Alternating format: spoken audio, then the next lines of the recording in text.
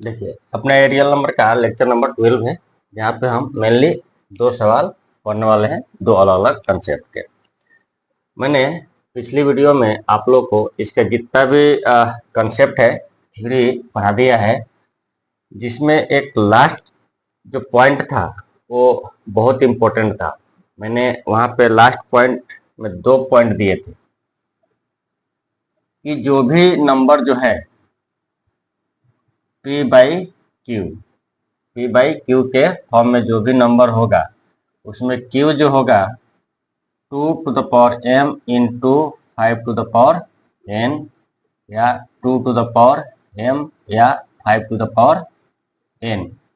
इस टर्म में यदि आप पाते हैं डिनोमिनेटर को तो वो क्या होगा, वो आपका टर्मिनेटिंग डेसिमल हो जाएगा। ठीक है, बट यदि आपका ये Q जो है not equal to 2 to the power m into 5 to the power n या 2 to the power m या 5 to the power n ऐसा हो तो क्या हो जाएगा, नॉन टर्मिनेटिंग रिपीटिंग डेसिमल हो जाएगा। ये एक पॉइंट था, वहां पे बहुत ही इंपॉर्टेंट पॉइंट था, जिसके सहारे आप सवाल को आसानी से बना सकते हैं। ऐसे तो पूरे के पूरे जो भी मैंने पढ़ाया था पॉइंट वो सारे के सारे बहुत इंपॉर्टेंट थे, और जो भी पॉइंट था वो न्यूमेरिकल बेस्ड था। ठीक है, कहीं ना कहीं वो न्यूमेरिकल से जुड़ा हुआ था, तो वो सारे पॉइंट को आप लोग को याद रखना चाहिए। फिलहाल हम यहाँ पे इस 2 पॉइंट की चर्चा करेंगे इन 2 सवाल को बनाने के लिए। लेकिन इस 2 सवाल को बनाने से पहले कुछ और भी सवाल हम यहाँ पे देखेंगे जो मैंने बोर्ड पे पहले से लिख के नहीं रखा है। वो ऑब्जेक्टिव सवाल है जो कि आप लोग को एग्जाम में पहले भी पूछ चुका है रियल नंबर से। तो देखिए अपना पहला सवाल है, write the number of zero in the end of a number whose prime factorization is. ठीक है, प्राइम फैक्टराइजेशन जो है वो दिया हुआ है आपका। ठीक है, ये प्राइम फैक्टराइजेशन आपका दिया हुआ है। अब इसमें क्या पूछ रहा है, ये बोल रहा है write the number of zero in the end of a number. आप लोग को नंबर ऑफ जीरो बताना है इस प्राइम फैक्टराइजेशन। जैसे ये प्राइम फैक्टराइजेशन एक नंबर है जिसको फैक्टराइजेशन कर दिया गया है। ठीक है, तो इसके एंड में कितने नंबर ऑफ जीरो आएंगे वो आपको बताने हैं। मैंने आप लोग को यूट्यूब पे एक और भी कंसेप्ट बताया था, number of zero in factorial n। ठीक है, वहां पे जो कंसेप्ट लगाया था लगभग ये भी वही कंसेप्ट है। वहां पे एक और भी, यहाँ पे मैंने 2 कंसेप्ट बता दिया था कि फैक्टोरियल n, और इसको जब फैक्टर करते हैं, फैक्टराइजेशन करते हैं, जब इस फॉर्म में लिखते हैं, ठीक है, तो वहां पे आप लोग को कैसे नंबर ऑफ जीरो निकालना है, मतलब हम दोनों ही तरीके पहले पढ़ चुके हैं। जब रियल नंबर में बता रहा था, सॉरी नंबर सिस्टम पढ़ा रहा था, वहां पे मैंने आप लोग को सवाल करा दिया है, आप जा करके देख सकते हैं। उस थ्योरी को देखिए, थ्योरी मेन है, सवाल तो लाखों हो जाएंगे, आप कंसेप्ट को क्लियर रखिए। तो वही कंसेप्ट यहाँ पे लगेगा, कुछ करना नहीं है। नंबर ऑफ जीरो के लिए क्या चाहिए, 2 और 5, ये दोनों प्राइम फैक्टराइजेशन है, प्राइम फैक्टर है, और ये सबसे स्मॉलेस्ट प्राइम नंबर है। ठीक है, अब यहाँ पे 4 हो जाता तो क्या हो जाता है, डबल 2 हो जाता, तो 4 और 5 से भी जीरो आएंगे, लेकिन हमको स्मॉलेस्ट फैक्टराइजेशन यहाँ पे एक लेना है, तो क्या है 2 है। तो 2 और 5 का जब मल्टीप्लाई करेंगे तो क्या आ जाएगा आपका, जीरो आएगा। ठीक है, अब ये डिपेंड करता है कि ये जो है पेयर कितने, नंबर ऑफ पेयर कितने हो सकते हैं। यदि एक पेयर होगा तो एक जीरो, 2 पेयर होगा 2 जीरो, मतलब n पेयर होगा तो n जीरो। तो नंबर ऑफ पेयर पे डिपेंड करता है कि नंबर ऑफ पेयर कितना है। तो यहाँ पे इसको क्या करेंगे, हम नंबर ऑफ पेयर बनाएंगे। देखिए 2 का पावर कितना है, 2 है, तो ये 2 बार हो जाएगा। 5 का पावर कितना है, 3 है, तो 3 टाइम हो जाएगा। लेकिन यहाँ पे 2 और 5 से पेयर कितने बनाएंगे, 2 पेयर ही बनेगा, आपका 2 पेयर ही बनेगा। यानी ये 2 इंटू 5 का स्क्वायर हम लिख सकते हैं। मतलब कहने का अर्थ हुआ कि जीरो कितने मिलेंगे आपको, 2 जीरो मिलेंगे। ठीक है, तो ये सवाल आपका सॉल्व हो चुका है। ये ऑब्जेक्टिव सवाल था। तो इसमें नंबर ऑफ जीरो कितने आएंगे, 2। तो लिख देंगे there are 2 zero at the end of the given number, या गिवन फैक्टराइजेशन कर दीजिए। ठीक है, कितना जीरो आएगा, 2 आएगा। तो आपका ये सवाल सॉल्व हो गया।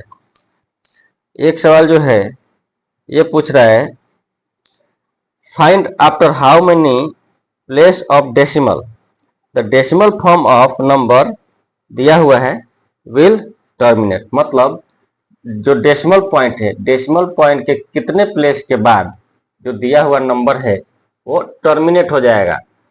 हमने टर्मिनेटिंग और नॉन टर्मिनेटिंग दोनों ही सवालों का कंसेप्ट पढ़ रखा है, तो बहुत ही आसान है। तो सबसे पहले हम लिख लेंगे कि नंबर आपका क्या दिया हुआ है। गिवन जो है आपका सवाल बनाते समय सबसे पहले ये लिख लेना है कि क्या क्या दिया हुआ है।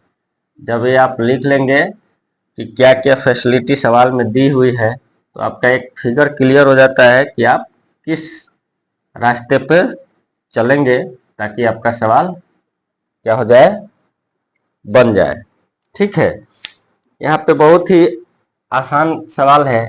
ये पूछ रहा है कि how many place of decimal, मतलब डेसिमल के कितने प्लेस के बाद the decimal form of number जो दिया हुआ है विल टर्मिनेट, मतलब कट जाएगा, कैंसिल हो जाएगा। टर्मिनेट मतलब आपका रिमाइंडर क्या हो जाएगा, 0 हो जाएगा। आप लोग को मैंने बताया था कि टर्मिनेट का मतलब क्या होता है। टर्मिनेट मतलब समाप्त हो जाना, इंड कर देना, बर्खास्त कर देना, रोक देना, ये ठीक है, या निकाल देना, टर्मिनेट कर देना। तो मैथ की भाषा में यदि बोले टर्मिनेट, तो टर्मिनेट का मतलब होता है रिमाइंडर 0 कर देना। मतलब कि आपका भागफल जो है डेसिमल के कुछ पॉइंट तक मिलेगा, 1 2 3, कुछ डिजिट के बाद वो खत्म हो जाएगा। फाइनाइट नंबर ऑफ डिजिट मिलेंगे आफ्टर डेसिमल पॉइंट। ठीक है, ये हमने पढ़ रखा है। तो अब देखिए इसको करेंगे क्या, इसको अपने को क्या करना है। तो देखिए यहाँ पे 2 का पावर कितना है, 3 है, मतलब एक्सपोनेंट जो है यहाँ पे 3 दिया हुआ है। और 5 का जो एक्सपोनेंट आप देख रहे हैं 4 दिया है, मतलब इसमें 5 4 टाइम्स आया है, 2 3 टाइम्स आया है। ठीक है, तो 2 और 3 का तो हम क्या कर लेंगे, पेयर बना लेंगे। एक 5 आपका बाहर जा रहा है। ठीक है, और दूसरा जो है आप देख रहे हैं अभी ये सिंपलेस्ट फॉर्म नहीं है। जब भी हम सवाल बनाएंगे तो ये देखेंगे इस टाइप के सवाल जब भी ये पूछेगा तो सिंपलेस्ट फॉर्म करेंगे। सिंपलेस्ट फॉर्म मतलब कि वो अब आगे फैक्टर ना मिले, जैसे इसका जो है डिनोमिनेटर में कोई प्राइम फैक्टर ना मिले। तो यहाँ पे एक फैक्टर यहाँ पे दिया हुआ है 3, इससे आपका ये कट जाएगा। ये 3 स्क्वायर कितना हो जाएगा, 9। तो कितने टाइम्स में कट जाएगा, 3 टाइम्स में। तो ये क्या हो जाएगा, 3/2 cube into 5 to the power. ये आगे आपका simplest form. 2 and 5 are not of prime factor of 3 के फैक्टर नहीं है ये। अब देखिए ये पूछ रहा है कि कितने प्लेस के बाद ये कटेगा, कोई टेंशन नहीं लेना है। देखिए 3 है, अब इसका हमको पेयर बना देना है। पेयर बना देना है 2 और 5 का, हमने पेयर बना दिया। पेयर बनाने के बाद देखेंगे कि इसमें एक पावर ज्यादा है, मतलब एक ज्यादा है, तो क्या करेंगे, ये 3 हो गया, एक 5 को बाहर कर देंगे, तो आपका इस रूप में आ जाएगा। अब करना क्या है, इस 5 को भी हमको कैंसिल करना है। तो कैंसिल करने के लिए क्या करेंगे, 5 से ये 3 कितने टर्म में कट जाएगा, 0.6 टाइम में कटेगा। ठीक, 5 से 3 कितने टाइम में कट जाएगा, 0.6 टाइम। और ये आगे आपका कितना जीरो दिया है, डिनोमिनेटर में 3 जीरो है, डिनोमिनेटर में कितना जीरो है, 3 जीरो है। तो आपका आंसर मिल जाएगा, डेसिमल पॉइंट के बाद जितना जीरो रहेगा उतना ही जीरो आपको ऊपर मिल जाएगा। 1 2 3, 1 2 3 मतलब जितना जीरो है उतना जीरो इधर मिल जाएगा। ठीक, अब देखिए नीचे गिनिएगा आप, 1 2 3 4 कितने डिजिट का है, 4 डिजिट का डिनोमिनेटर है आपका। तो डेसिमल पॉइंट के बाद कितने डिजिट होने चाहिए, 4 होने चाहिए, 1 2 3 4 हो गया। लेकिन यहाँ पे डेसिमल पॉइंट के बाद न्यूमरेटर में सिंगल डिजिट है, तो सिंगल डिजिट है तो जब इसको डेसिमल जब डिनोमिनेटर को हटाना होगा तो जितने जीरो होंगे वो उतना जीरो आपको मिल जाएगा। ठीक है, तो ये एक आपका आंसर हो जाएगा कि डिनोमिनेटर के बाद कितने प्लेस के बाद वो कैंसिल हो जाएगा। तो ये आपका सवाल सॉल्व हो गया। दोनों ही बहुत प्यारा सवाल था। अब हम आते हैं इन दो सवालों पे। ठीक है, इन दो सवालों को देख लेते हैं। हमने दोनों सवाल सॉल्व कर लिया है, उसमें ज्यादा बड़ा कंसेप्ट नहीं लगने वाला था। अब आते हैं हम इन दो सवालों को कैसे सॉल्व करना है देखते हैं। देखिए ये सवाल जो बोल रहा है वो है सो डेट द नंबर, ये जो नंबर आपका दिया हुआ है इज अ टर्मिनेटिंग डेसिमल। ठीक है, terminating decimal express it in decimal form. ठीक, सवाल क्या बोल रहा है कि आपका जो नंबर दिया हुआ है 31/2² इंटू 5⁻3, ये एक टर्मिनेटिंग डेसिमल है, ये आपको प्रूफ करना है। और दूसरा बोल रहा है कि इसे डेसिमल फॉर्म में एक्सप्रेस कीजिए। इसमें दो कंसेप्ट जुड़े हुए हैं। पहला कि आपको ये दिखाना है कि ये टर्मिनेटिंग डेसिमल है या नहीं, उसके बाद इसको डेसिमल फॉर्म में कन्वर्ट करना है। हमने जो अभी सवाल पढ़ा उसमें एक चीज आप लोग को कंफर्म हो गया होगा कि डेसिमल फॉर्म में लाने के लिए क्या करना है। ठीक है, यदि इस टाइप का सवाल दिया हो तो। और हमने पढ़ा था अभी मैंने जो बताया P/Q, तो देखिए जब भी इस टाइप का सवाल मिलता है टर्मिनेटिंग और नॉन टर्मिनेटिंग का, तो जो भी सवाल होगा उसको सबसे पहले क्या करना है, सिंपलेस्ट फॉर्म में लाना है।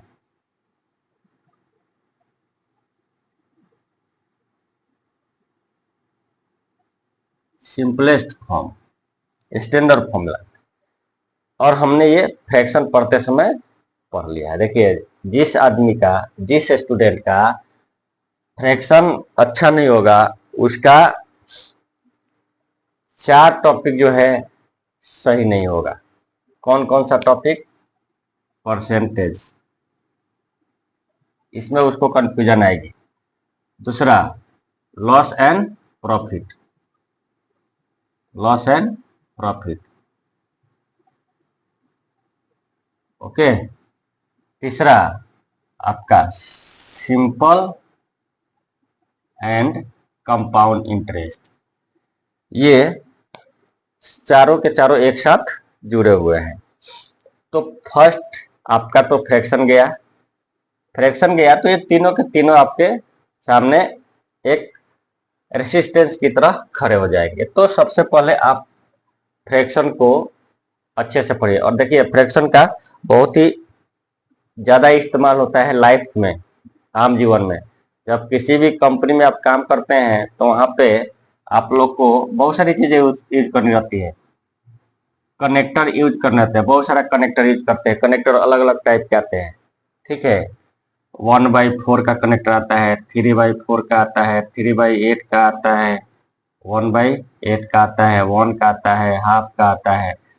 तो ये जो है ना फ्रैक्शन है, फ्रैक्शन से जुड़े हुए हैं। यदि फ्रैक्शन का आपका कंसेप्ट क्लियर नहीं होगा तो वहां पे आपको कंफ्यूजन होगा।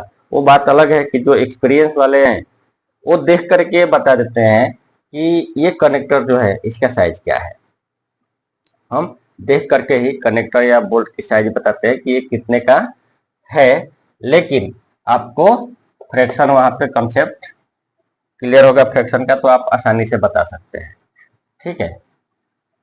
चलिए अब आते हैं हम सवाल पे। हमने क्या किया, फ्रैक्शन पढ़ रखा है, तो इस टाइप के सवाल को बनाने के लिए सबसे पहले आपको सिंपलेस्ट फॉर्म में लाना बहुत जरूरी है, ठीक है। सिंपलेस्ट फॉर्म में लाना बहुत जरूरी है, ठीक है। तो यहाँ पे जो सवाल दिया हुआ है वो आपका ऑलरेडी सिंपलेस्ट फॉर्म में है। कैसे, यहाँ पे 2 और 5, 2 और 5 जो है 31 के फैक्टर नहीं है, 31 के प्राइम फैक्टराइजेशन में नहीं शामिल होते हैं, मतलब है इसके फैक्टर नहीं है।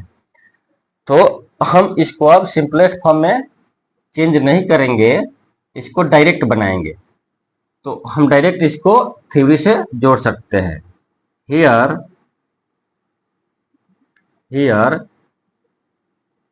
q is equal to 2 to the power 2 यानी 2 square and 5 to the power 3 equal to 2 to the power m into 5 to the power n, ठीक है। तो यार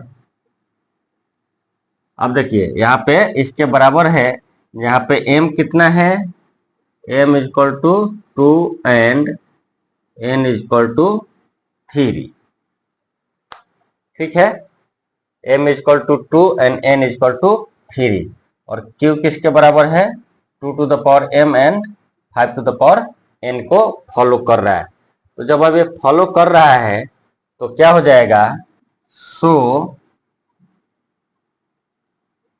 31 by 2 square into 5 to the power cube, 2 square into 5 to the power cube, ये क्या हो जाएगा आपका टर्मिनेटिंग डेसिमल हो जाएगा, इज अ टर्मिनेटिंग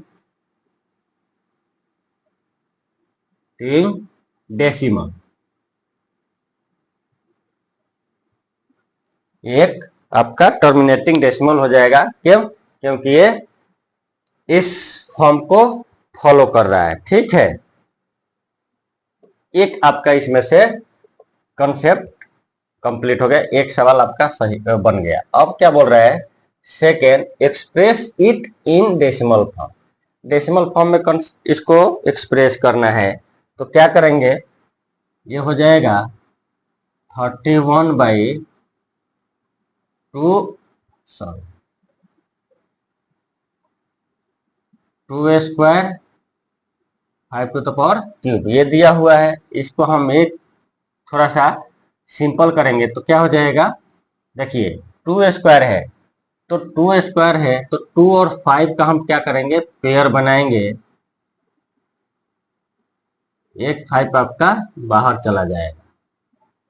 अब डेसिमल फॉर्म में इसको चेंज करना है तो देखिए सबसे आसान तरीका है, सबसे आसान तरीका क्या है कि यहाँ 5 दिया हुआ है और इस 5 को भी क्या करना है, अपने को कैंसिल करना पड़ेगा।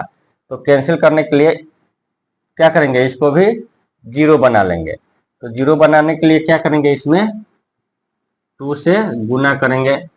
तो 2 से जब नीचे गुना करेंगे तो ऊपर भी 2 से क्या करना पड़ेगा, अपने को गुना करना पड़ेगा, ठीक।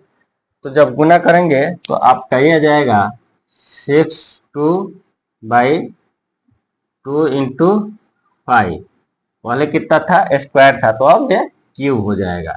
अब क्यूब होने का मतलब हुआ, अब देखिए 2 इंटू 5 इक्वल टू क्या होता है 10, यानी इसका पावर 1 है तो 0 1 मिल रहा है, तो पावर 3 हो जाएगा तो 0 कितना मिलेगा, 3 मिलेगा। तो ये कितना हो जाएगा, 6 टू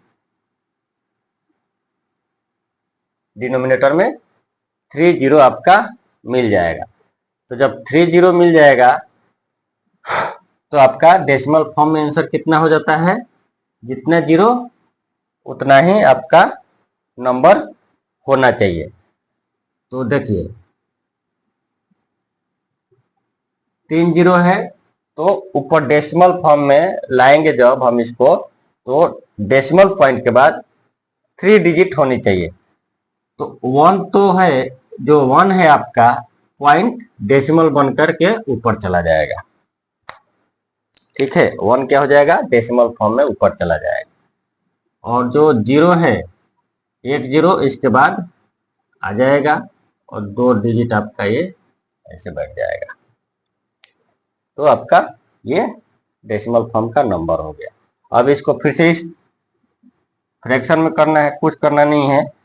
ये जो है 1 डेसिमल, ये 1 हो जाएगा डिनोमिनेटर में, और जितने भी डिजिट हैं डेसिमल पॉइंट के बाद वो क्या हो जाएगा, 0 के फॉर्म में नीचे उसके साथ में आ जाएंगे, 1 के साथ में आकर के नंबर का रूप ले लेंगे। तो आपका फ्रैक्शन के टर्म में भी कन्वर्ट हो गया। ठीक है, ये सवाल भी अपना बन गया। अब आगे चलते हैं सेकेंड नंबर सवाल। सेकेंड नंबर सवाल बोलता है, without actual division show that the rational number 121 upon 2 cube into 3 square into 7 to the power 5 is a non-terminating repeating decimal। मतलब ये जो आपका गिवन नंबर है, सबसे पहले लिख दीजिए क्या दिया हुआ है, 121 upon 2 cube into 3 square into 7 to the power 5। ये क्या है, दिया हुआ है पी बाई क्यू के फॉर्म में। This is called a rational number. ठीक है, अब ये रेशनल नंबर किसके फॉर्म में है, आपका पी बाई क्यू के फॉर्म में दिया हुआ है। ओके, अब इसको मैंने क्या बोला था कि जब भी सवाल हो तो सबसे पहले उसको सिंपलेस्ट फॉर्म में कन्वर्ट कर लेंगे। यदि सिंपलेस्ट फॉर्म में दिया है तो कोई बात नहीं। तो यहाँ पे सबसे पहले चेक कर लेंगे क्या ये सिंपलेस्ट फॉर्म है क्या। ठीक है, तो आप चेक कीजिए, यहाँ पे 2 3 और 7 3 डिजिट दिए हुए हैं। ये तीनों डिजिट से ये डिवाइड होगा क्या, नहीं होगा।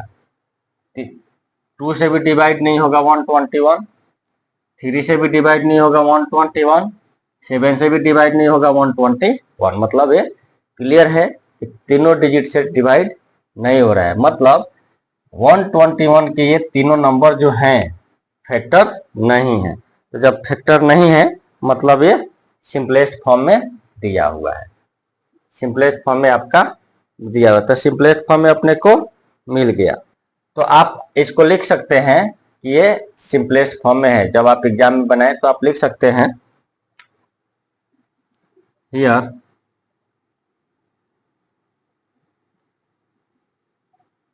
2 3 एंड 7, 2 3 एंड 7 जो है क्या है, is not a factor of 121। 121 के फैक्टर नहीं है। सो इसलिए जो अपना गिवन रेशनल नंबर है वो क्या है, सिंपलेस्ट फॉर्म है। So given rational number, given rational number is a simplest form. इन लिख दो, rational number is in a simplest form.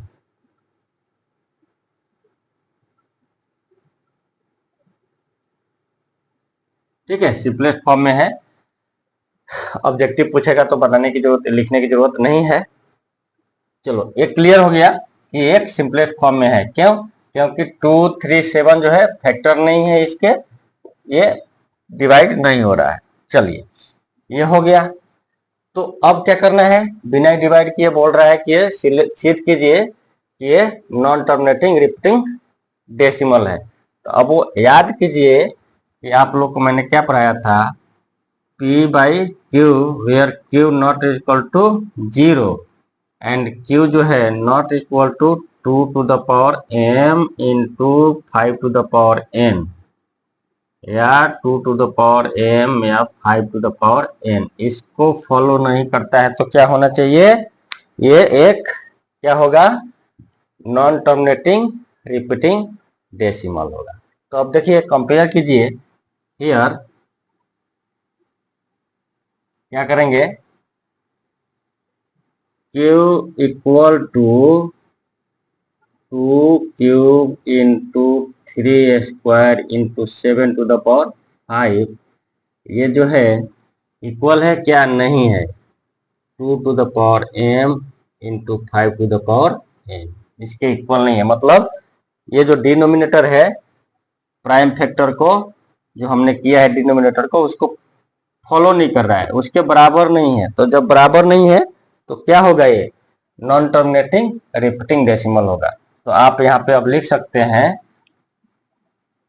अब ये बराबर नहीं है, बराबर नहीं है तो क्या लिखेंगे कि ये दिया हुआ नंबर जो है नॉन टर्मिनेटिंग रिपीटिंग डेसिमल है। ठीक है, इसलिए 121 upon 2 cube into 3 square into 7 to the power 5 is a non-terminating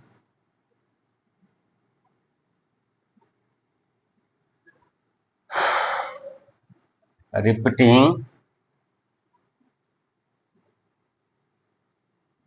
decimal. ठीक है, बिना भाग दिए अपने को ये पता करना था कि ये नॉन टर्मिनेटिंग रिपीटिंग डेसिमल है क्या। तो कुछ नहीं करना है, अपने को एक कंसेप्ट लगाना है, इस कंसेप्ट से पता चल जाएगा कि ये टर्मिनेटिंग है या नॉन टर्मिनेटिंग रिपीटिंग डेसिमल।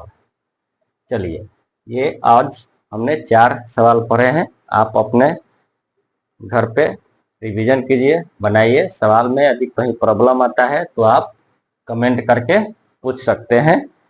ठीक है, उसका जवाब आपको दिया जाएगा, लेकिन प्रैक्टिस जरूर कीजिए। ये बहुत ही प्यारे सवाल है, छोटे छोटे सवाल हैं, 2-3 नंबर के, 2 नंबर के आ सकते हैं। चलिए मिलते हैं अब अगले वीडियो में, लेकिन आप लोगों से अनुरोध है कि वीडियो को ज़्यादा से ज़्यादा शेयर कीजिए, लाइक कीजिए और चैनल को सब्सक्राइब जरूर कीजिए। चलिए मिलते हैं अगले वीडियो में, तब तक के लिए धन्यवाद।